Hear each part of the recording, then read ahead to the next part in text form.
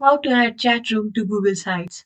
Hello everyone, welcome back to our channel. In today's video, I'm going to show you how you can add Chatroom to Google Sites. It's super simple, so let's get started. First, you need to head over to your browser, and once you're in the browser, make sure that you are logged into Google Sites and you have your site ready just like this.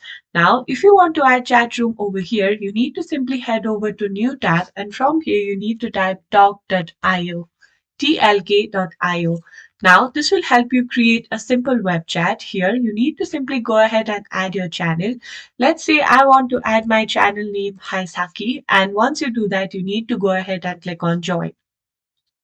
Now that the chat room has been created, you need to simply go ahead and copy the link from here. And once you do that, you need to head over to your Google Sites. From here, you can see an option that says embed on the right side. You need to simply go ahead and click on that. Now you need to simply paste the URL that you have copied before, and you can see an option that says insert. You need to simply go ahead and click on that.